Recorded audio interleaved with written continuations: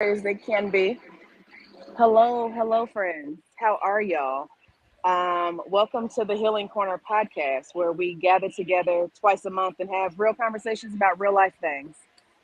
Today, we are here joined with mental health therapist Doris, and we are going to talk about postpartum depression, an extension of the dark thoughts and the suicide ideation conversation that we had a couple of weeks ago.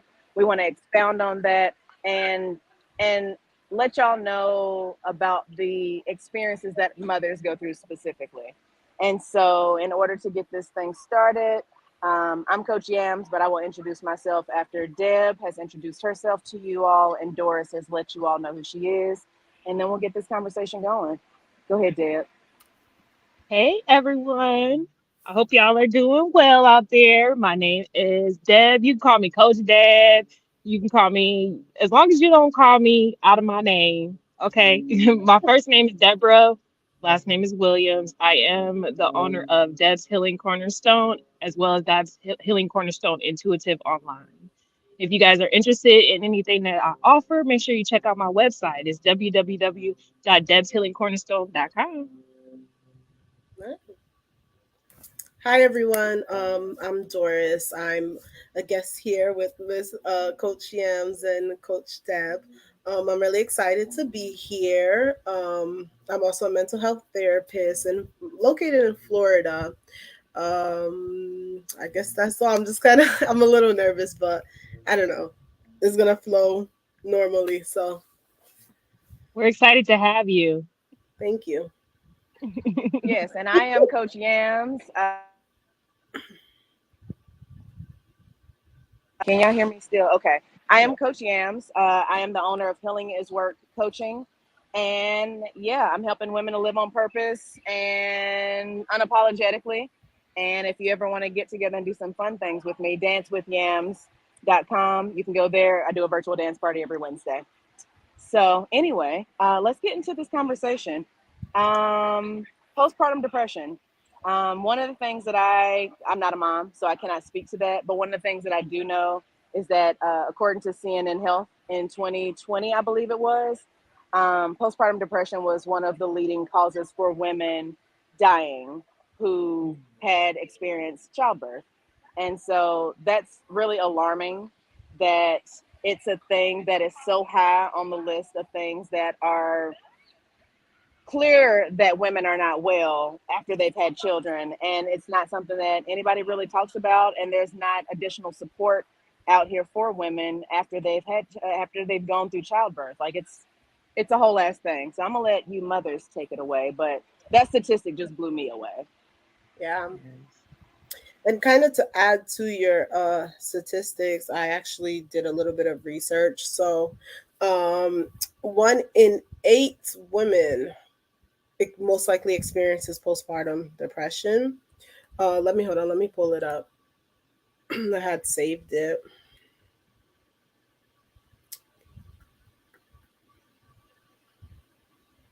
And when I think, while she's doing that, I'm going to just kind of Hmm. fill in.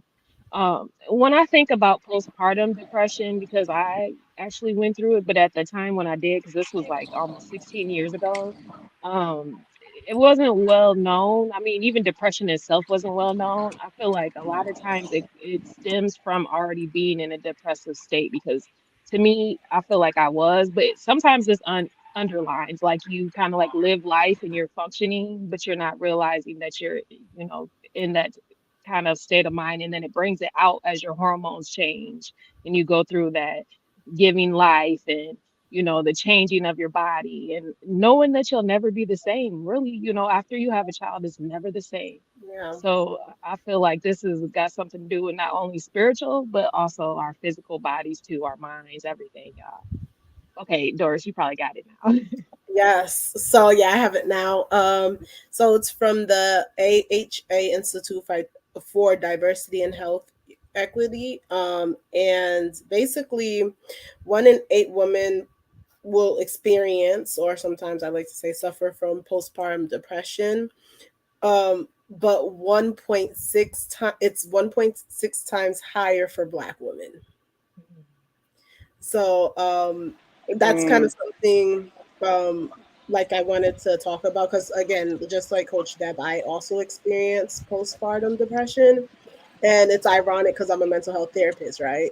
So I think I had a little bit of a, I don't know if like a ego. I did know about it. I heard about it because obviously I've had friends that went through it, but I had a little bit of ego. I'm like, this would never happen to me. I know what to look out for. I know the signs, and it did happen, and I was actually really like I was shocked. I was like, well, actually, it wasn't until after, I healed a little that I became shocked because when you're in it, it's like you're in a void. yeah, So you don't even have time to really like know. It kind of creeps up on you, and it's just like a really hard place to come from. And I think that like just with women, period, and becoming a mom, like so when you become a mom, your whole world shifts towards your child, your whole world, your mind, your body, your relationship with others. Like I would have some of my family members call me and it was like, put the baby on the phone. Like it wasn't, hey, how are you? Like I want to see the baby. Hmm. You want to see the baby. And that's what it was. And all of that is fine. But it's like, I think I think women have like this expectation that you're supposed to be the mom. And that's your only role. Like you're not yeah, supposed to feel. You're not supposed to go through this depression. It may be like, oh, you're kind of weak. Like, how are you going? How are you sad? How are you going through this postpartum when you have a child to take care of? yeah. And what's so interesting about that is that as women, society very much has us in this cycle where we grow up, we learn that nurturing is what we're supposed to do. It's inherent to a lot of us, but not everybody. But nurturing is what you're supposed to do. Then you're supposed to find a partner and get married, and you're supposed to have the kids. And they want you to society wants us to stair step through these things that we're supposed to do, but fails to give the support along the way for those things. And so it's like, is society pushing us into doing things this way, and then there's not even the support to keep us okay when we're in the thick of all of these things, all of this life, because life is hard in general. I mean, not, and it's not hard all the time, but life is it's full of challenges. And so, with life being full of challenges, we need support in all areas. And mothers and women, especially, I feel like we get shortchanged the most. In healthcare, we're not heard. And just in a lot of areas, like women, we carry so much and we do so much for the world, but we don't get the support that we need to continue giving to the world the way we're expected to. Yeah. Yeah. I kind of want to pull from what you were just talking about how African American women are more likely. I find that very interesting because if you do more statistics on, kind of like what has been the norm or whatever is going on currently in the world, we're high levels when it comes to like not feeling protected as well or not feeling secure. I was even watching, I don't really want to talk about the person's channel. It's another YouTube, it's a guy. He actually does awareness when it comes to women and like the brutality that's going on or abuse or domestic violence that goes on like behind the scenes. And then also it doesn't even have to be you that experienced that. It could have been someone in your family and like it's just been going on for generations in some form. And I feel like that also affects like why this is like a higher level statistic for us. Hmm.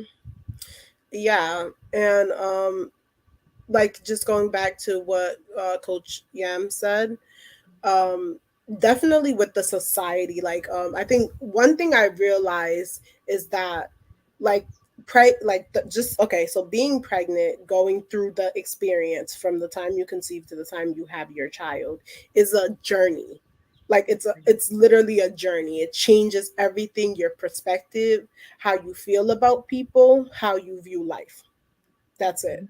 um and I feel like they don't, okay, hear me out. If someone would have told me exactly what to expect when you get pregnant, I think that the time frame in which I did would have changed it. Right. Um and it's so funny because like people like when they ask for my experience, I'm like, listen, I'm gonna tell you right now, like it was traumatic. I hated being pregnant, period. Like, I'm not gonna lie to you, I'm not gonna glorify it because I hated it. Like, with all honesty, I hated, like, nobody it's just like, okay, you see the maternity shoots and it's this beautiful picture, but no one tells you like all the other stuff that happens with it. And that stuff you can kind of work through because it's like you kind of have no choice, you're a house for a human being. So it's like literally you're a house for another human being. So it's like, but then when the baby comes, it's it's like the first journey and then the second journey starts. And Mhm. that's when you have to take care of yourself and take care of and make sure you have support. And the reason I say that is, so I'm West African. uh Family culture is, it goes like hand in hand. So that was another thing that shocked me, because after I had my son, my mom, so throughout my whole pregnancy my sisters were here. They were there. Like, I bossed them around. Go get me this. Go get me this. They got it. No problem. Never complained. So when I actually had my child, my mom came and she stayed with me for a month, right, just to help me. Like, for a month, I was a queen. I didn't touch nothing. I only fed my kid. Like, and my mom did everything else. So that was really nice. But as soon as they left, that's when like the postpartum, I can say, started. um and then another thing too is like what Coach Yem was saying, like our society is not built for parents.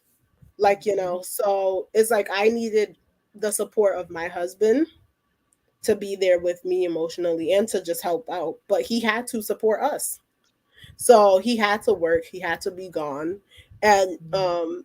it did take a toll on our relationship, because I couldn't see that he had to provide. All I seen was like, I'm alone and you're not here to help me, you know? So like I remember, I'm gonna share like, a personal thought or personal story. I just remember like like taking care of my son. I remember trying to talk to him, but he's an infant, he can't talk back.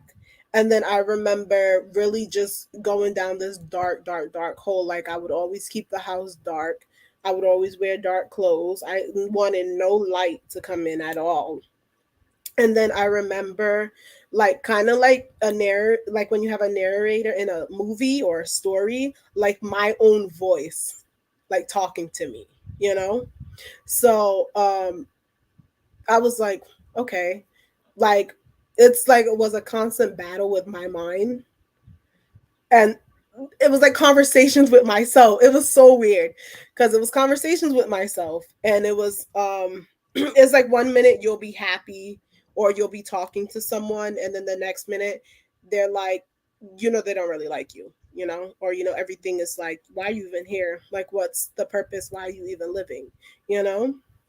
So a lot of the times when I wasn't occupied with my kid, when he would go to sleep, I would start having that back and forth of whether or not like I even deserve to be his mom, or if I even deserve to even be here, you know?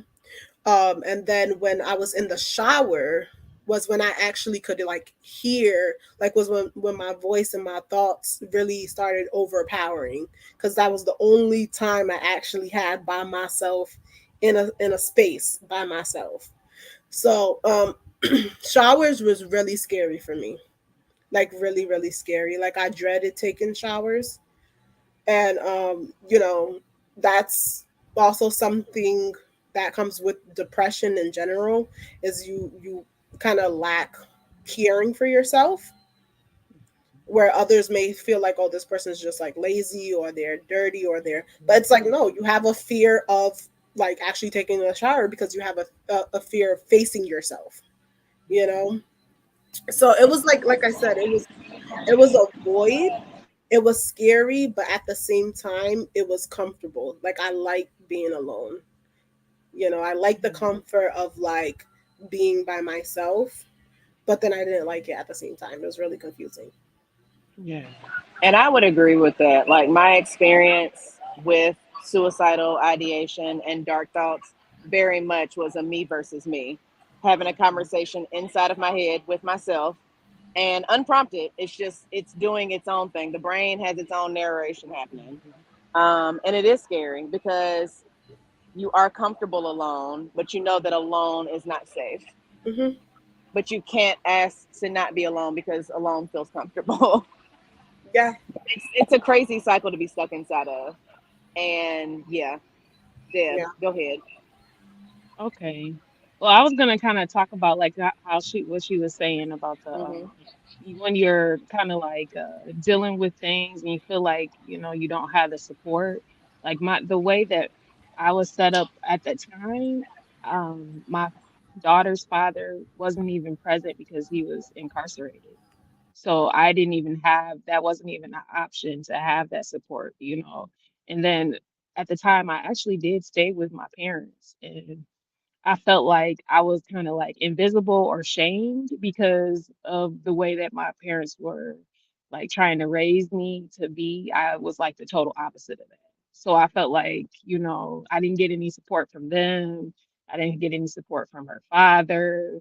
I'm just doing this all alone. How is this going to look? How am I going to be able to even take care of this child? And so even my issues that I had for my own personal life just got set to the back burner. It was like I couldn't even deal with my own trauma that I had dealt with. I had to I was forced to deal with the future basically, and the future looked scary at that time. I remember having like how you said, like those dark thoughts, like if I go over here and there's nobody over here, I don't know what I'm likely to do. I did have my at the time my little sister, she was probably the most supportive. She was younger than me, so she was still like a teenager, but she was real like optimistic about my baby, and she would help me and stuff like that. So it was like it was still people that were there to kind of support in a way. But it's almost like when you're dealing with this, you can't see the good. It's like the bad outweighs the good, and eventually, as you go through the healing and stuff like that, you can see. But like how you said, it's like a picture. It's like you got to stand back away from the picture, and once you're out of it, you can see what really went down. Versus when you were in it and you just felt like, how am I going to get out of this? So Yeah, yeah. go ahead, Doris. Yeah, so I'm a like cartoon, I guess cartoon freak. So I there's like two things I can reference. One is like I don't know if anyone watches the Avatar, The Last Airbender, but when Aang is in his avatar state, like when he goes in his own body, in his own mind, like just imagine just you being trapped in that place. Like you cannot come out of the avatar world. You can't come out the spirit world. And another thing is like what was that show called? Titans. It was like about the Teen Titans. They had an episode with Raven, and they went into her mind, and they were trapped in Raven's mind, and in her mind, they seen all her dark thoughts, and that's exactly how it is. Like you can be surrounded, like Deb said, um, she didn't have much support. I had support, and we still experienced the same thing. So you could be surrounded with no one or with everyone, and it's an internal battle. Yep. And that's the thing that is most terrifying within yourself and also with the people around you that love you. Because I've had a friend, we had a conversation earlier this year because I just shared this like year has been the year that I've been really talking about this because it's something that we need to talk about as people because people need to know that other people are feeling this because when you don't feel like you're doing a thing alone, it feels more doable. But I had a friend earlier this year ask me, like, when I would get into these states, was there anything that could be done to support me? And I told her no, because when you're inside, when you're spiraling inside of yourself, nothing externally matters. You can't even see that shit because you're so focused on, and the light is like shown like very exclusively internally, and you can't outrun you. And that's the fucked up part about feeling these feelings. So yeah. To piggyback off what you're saying, that's also why it's so dangerous because, like I was saying earlier, I feel like we subconsciously actually are already dealing with our own issues, but it gets pulled out even more when you go through childbirth and child delivery. And that's another thing too. What when I actually had to go through delivery with my daughter, I wasn't able to have natural. I had to have a C-section, so I had to go through the extra medicines that they give you and stuff like that. And that was like traumatic to me because in my mind, my birth, I was gonna have a natural birth, but that wasn't what happened. So, it changed my this even to this day, my body is totally different than what it was before because I had to get an epidural, I had to get a shot in my spine.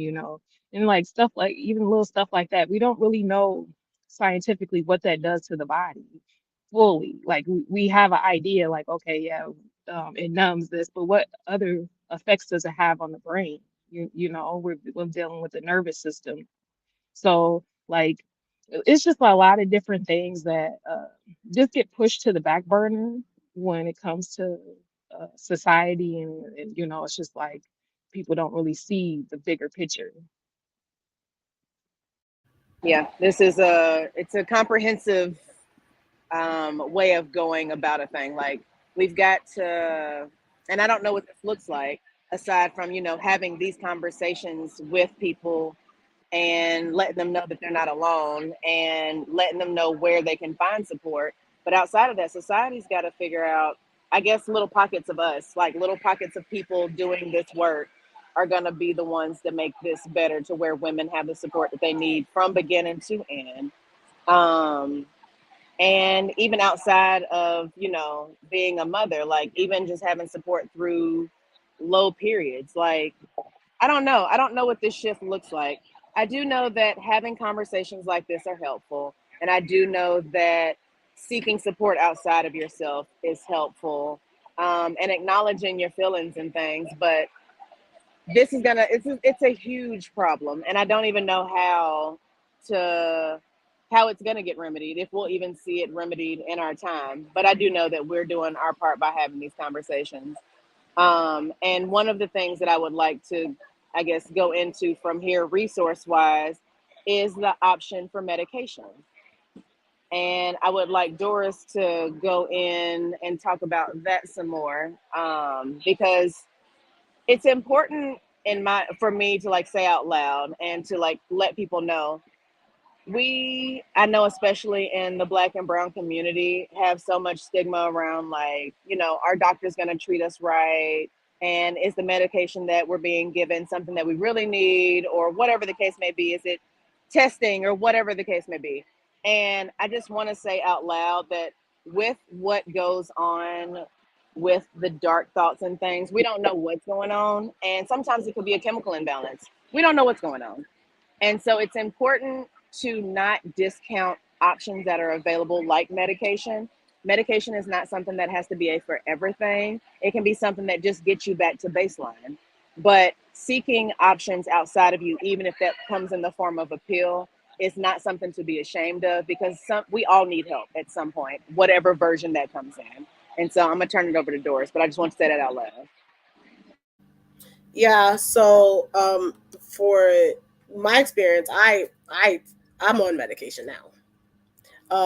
I started it this year actually, and I have seen a change.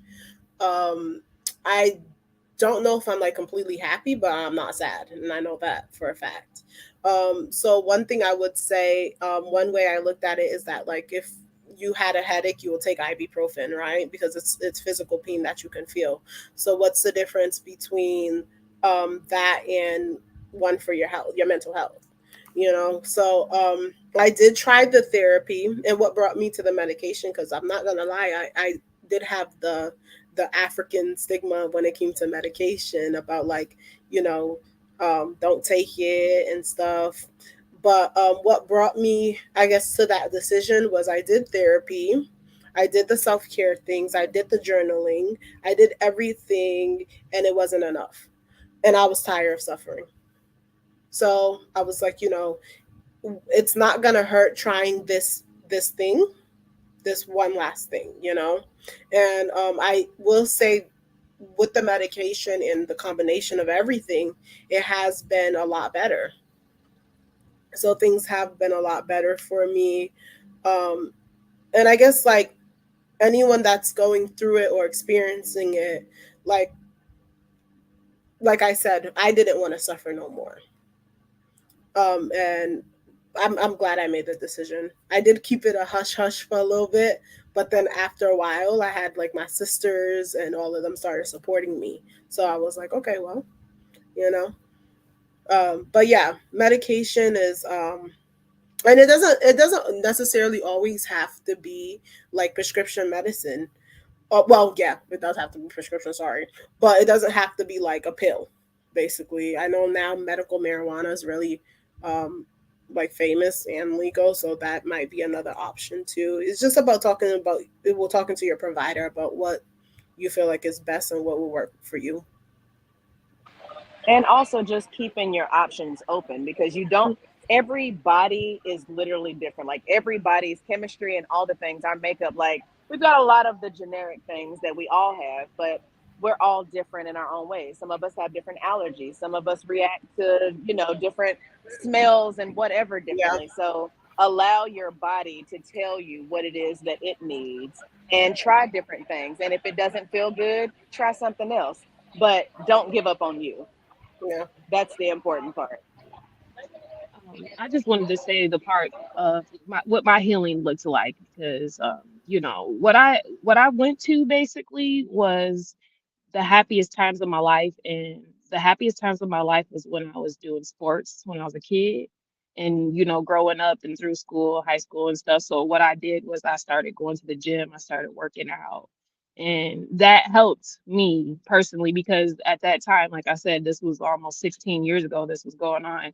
It wasn't so aware, like the doctors didn't have, I mean, they might have, but they never diagnosed me with having postpartum. I self-diagnosed myself because I could tell that it was normal, the thoughts that I was having and stuff like that. So I started to work out and that built my confidence up and that helped me to like release a lot of stress and stuff like that. And it helped me to get to the point where I could see it. And now looking back, I realized that was the best thing I could have did for myself.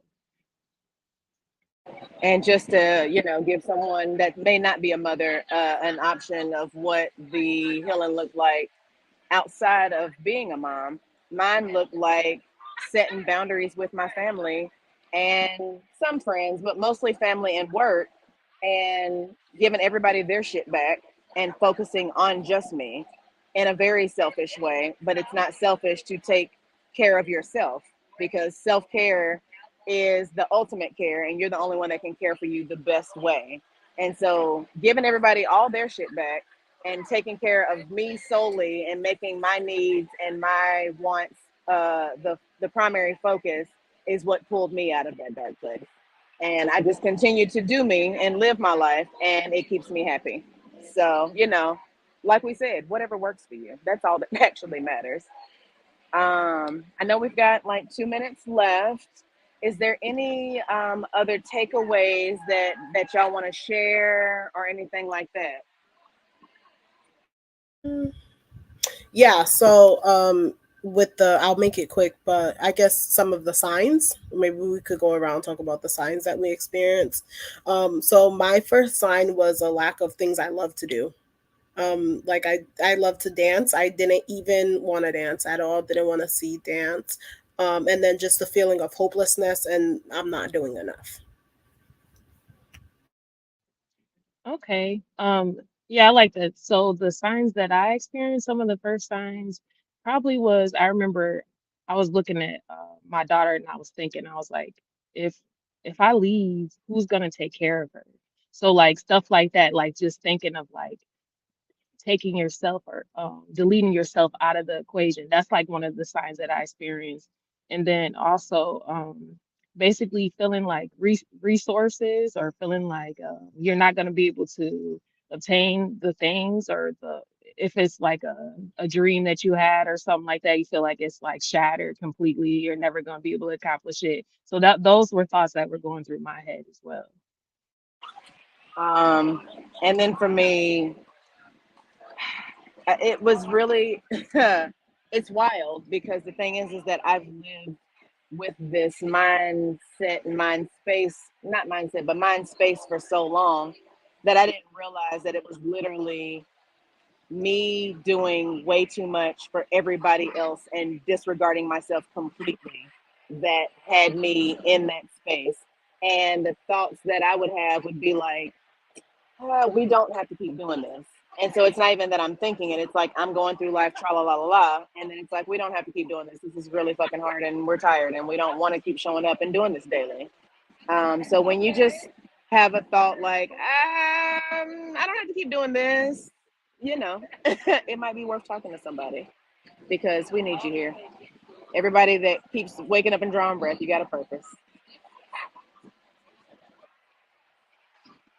Um, I guess that's it. Unless y'all got any, final takeaways or want to tell people how to get in touch with you if that's a thing that you want to share. And I'm gonna get back to this here Nashville Pride because we're out here, lots of rainbows and colors and things.